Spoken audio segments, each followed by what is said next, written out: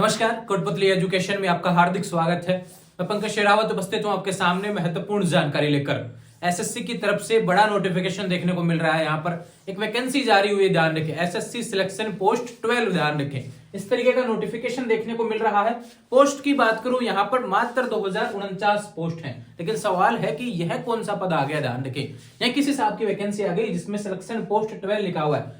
तो पहले ही मैंने सवाल लिख दिया कि भाई यह क्या है, इसको समझाएंगे। पहले तो सारी बातें यहां से शुरू होंगी, उसके बाद में form, fees, eligibility, age limit, exam date, syllabus pattern, सभी चीजों से रिलेटेड जो जानकारी होने वाली है उन सभी के बारे में बात करेंगे। सबसे पहले आपको यह बता दूं, ध्यान रखें, एसएससी जब एग्जाम आयोजित करवाता है, हर साल इनका कैलेंडर आता है, हर साल इनकी वैकेंसी देखने को मिलती है। तो उसके बाद भी क्या है कि डिपार्टमेंट्स में कुछ ना कुछ पद खाली रह जाते हैं। कभी रिटायरमेंट्स के थ्रू खाली रहे, फिर किसी कारण से भी जो पद खाली रह जाते हैं, ध्यान रखें।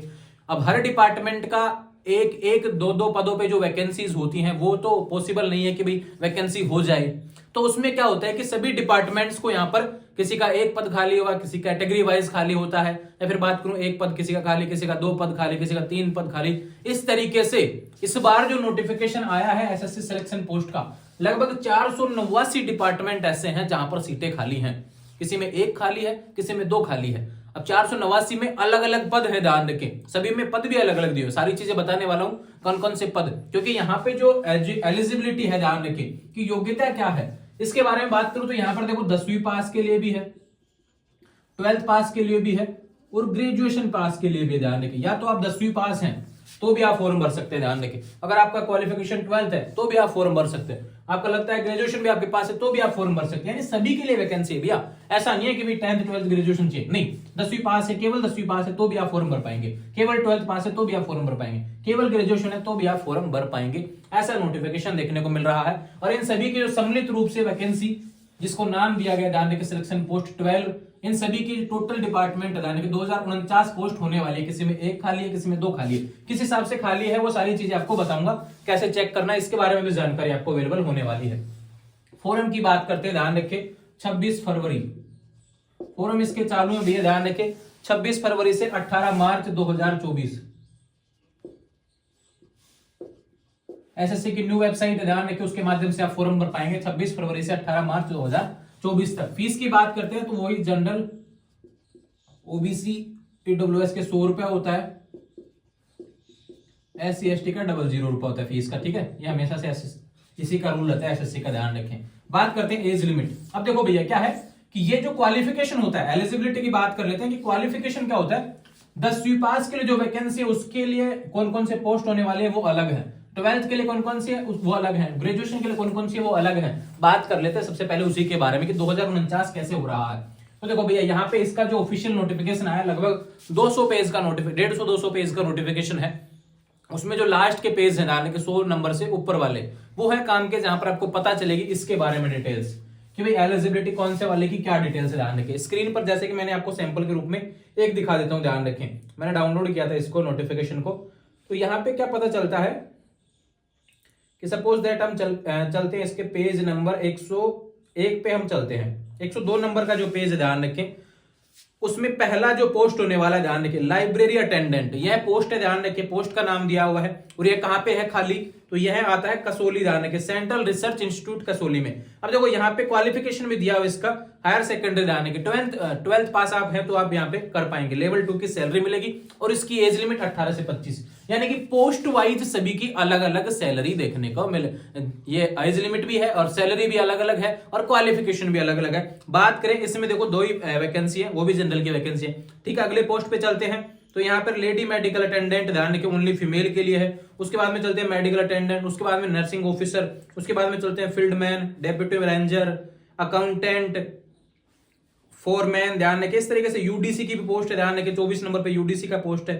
उसमें देखो यहाँ पर 2 ही पोस्ट है, जिसमें एक जनरल के लिए है और एक है एसटी के लिए पोस्ट। इस तरीके से अलग अलग डिपार्टमेंट्स की अलग अलग कास्ट की, ध्यान रखें, पोस्ट है यहाँ पर खाली है, अलग अलग डिपार्टमेंट्स में, ध्यान रखें। उन सभी को सम्मिलित रूप से 2049 होने वाली है टोटल।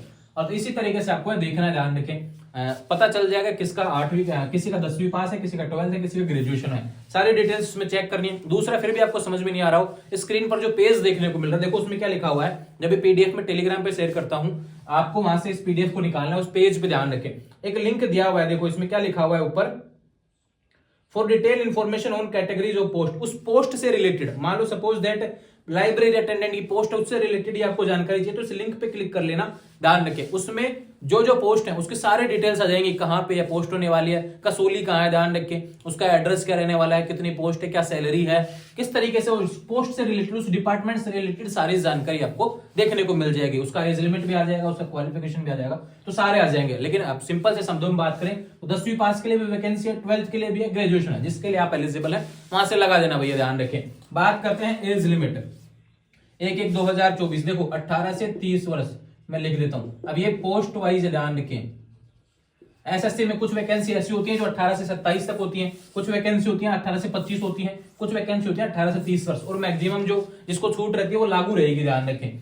बात करें एग्जाम डेट, यहाँ पे संभावित डेट्स भी यहाँ पे दे रखी है भैया, ध्यान रखें 6 से 8 मई 2024 आपकी एग्जाम डेट रहेंगी। बात करें सिलेबस और पैटर्न क्या आने वाला है, सिलेबस की बात करते हैं। देखो भैया जनरल इंटेलिजेंस के 25 क्वेश्चन आएंगे, जनरल अवेयरनेस के 25 क्वेश्चन आएंगे।